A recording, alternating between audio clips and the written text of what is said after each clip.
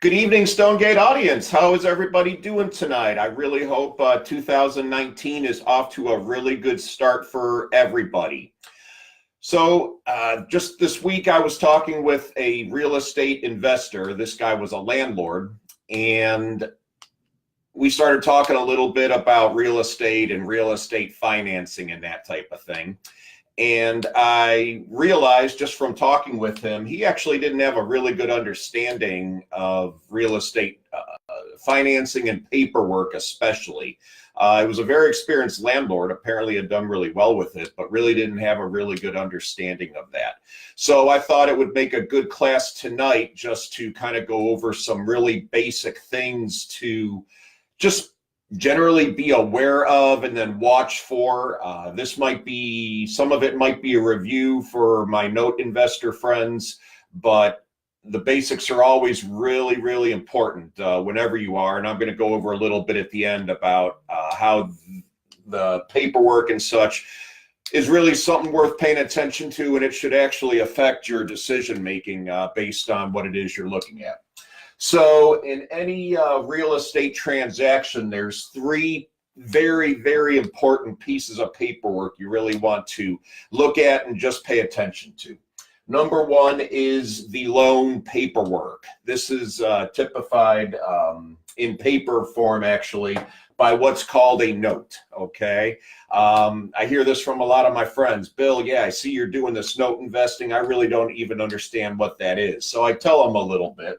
Essentially, it's a promise to pay, okay? It's really not that different than every single time you write a check. When you write a check, you are essentially promising the person you're writing the check out to that, yes, this is my bank account. I promise to pay you with funds from this bank account. That's essentially what it is. It does spell out, it's a little bit more than a check now. It does spell out an interest rate and then an address of the property. It also spells out the balance, the unpaid balance, essentially what is owed on that property. And most importantly, it can be transferred or sold, okay? And the method, the paperwork that you use to prove that it is transferred or sold is called an allonge, okay? I'm going to talk about that a little bit more in just a minute. Number two, the security that that note is based upon, okay? They think of it as the collateral, okay? Is typified by usually one of two paper formats, either a traditional mortgage, which is more common, or what can also be, the second type would be a land contract, also called a contract for deed, okay? The security, the mortgage or land contract is going to list the foreclosure rights, okay?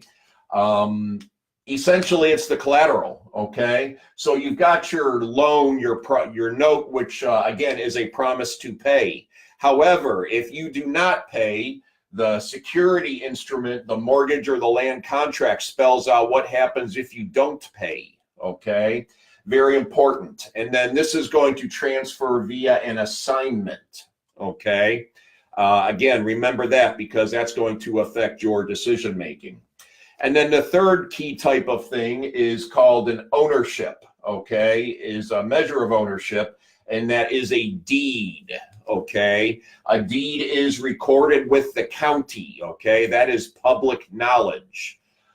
There's four types of deeds, okay? I'll be honest, I learned this just today. I wasn't aware of this third type, but there are four types, and I ranked these kind of in order of desirability to the buyer, okay, or to the borrower. The first is a general warranty deed, okay? If I am buying a property, that is the most advantageous to me, okay? If I'm selling it, it's probably the least advantageous, actually. You kind of see it's an inverse relationship, of course. But the general warranty indicates that you are aware of no encumbrances, no title issues or defects kind of all the way back, okay? So you can see if I'm selling a property with a general warranty deed, I'm taking maybe a little bit of risk when I do that, okay? However, that risk is mitigated by things like title insurance and things like that. Number two would be a special warranty deed, okay? So the specialty warranty deed, it doesn't provide quite as much protection for the buyer as the general warranty deed, okay?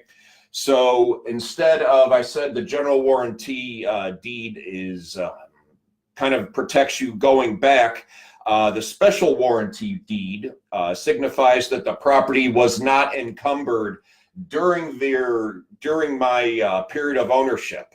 So if I've owned my house for, say, 10 years, and then I sell it to someone with a special warranty deed, I'm essentially signifying that, you know, there are no encumbrances on the title within the 10 years that I bought it.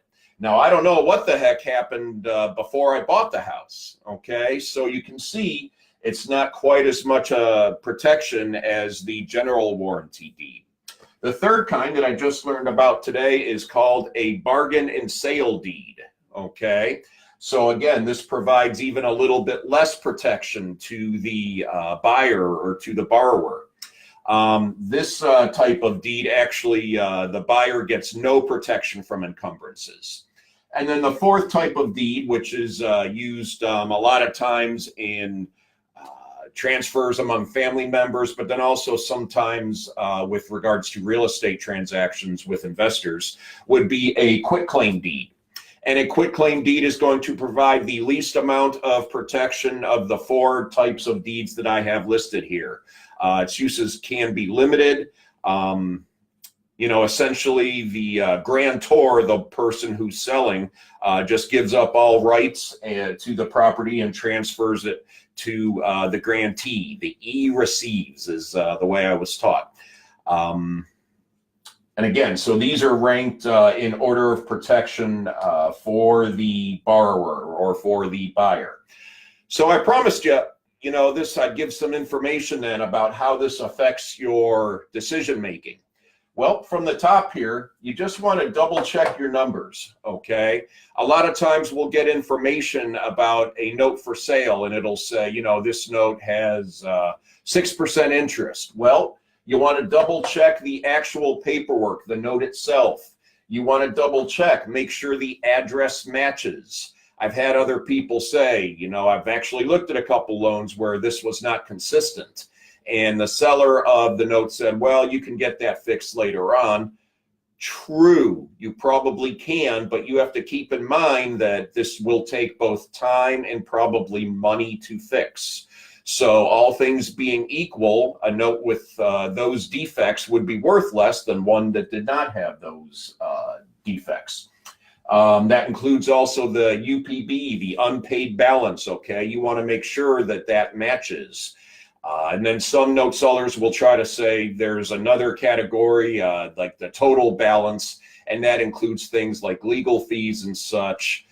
Yes, sometimes you will get access to all that type of thing, but not always. That can vary by state law, okay? So you want to try to know the law, you know, as you go into that is my point. And then the other thing I talked about here that, you know, the note is transferred by means of an allonge. When you look through the paperwork, you want to make sure there is a clear chain of title all the way through.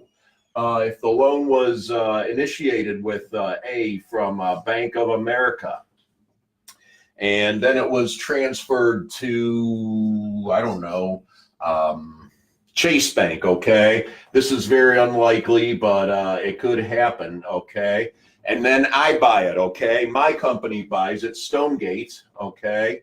I want to make sure that there is an allonge and an assignment that goes from here to here and then to here.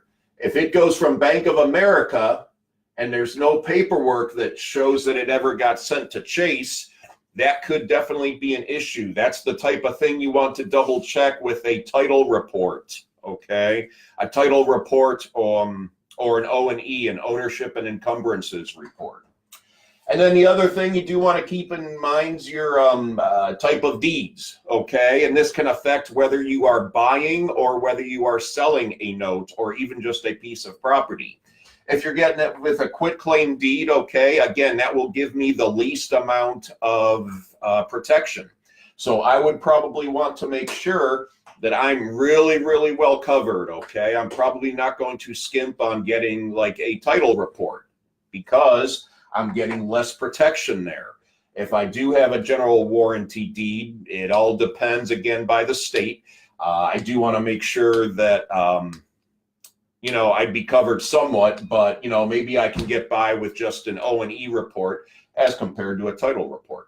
Okay. The same token, it turns around if I am buying, or excuse me, if I am selling a house with seller financing.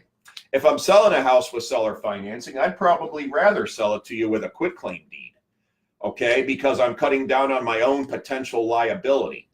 So that's just why, and a couple examples of why you want to pay attention to these topics and these examples of paperwork when you are doing your real estate transactions. And this is why it's so important to really know what you're doing. Again, this is not professional accounting or legal advice. I do want to be crystal clear on that. If you do have any questions along that, you want to call an attorney or a realtor or somebody.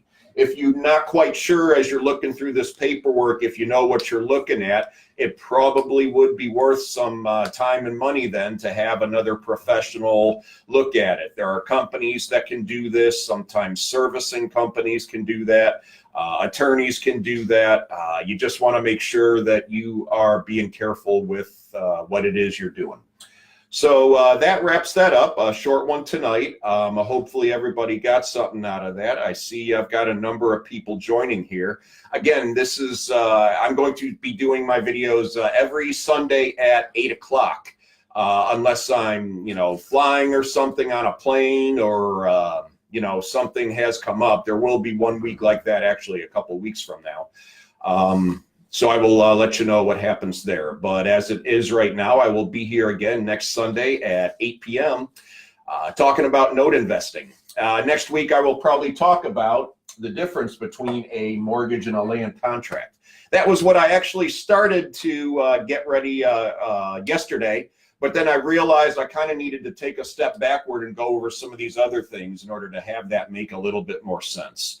So, well, I see again. Thank you very much, everybody that is joining me this evening. That is great to see. And thank you, everybody that has expressed their thank you and has told me that, you know, these videos are helping them. That really makes me feel good. That's why we're doing this, to try to get some word out there and help pay it forward, you know. Okay, that should do it then for tonight, unless anybody has any questions. I don't see any.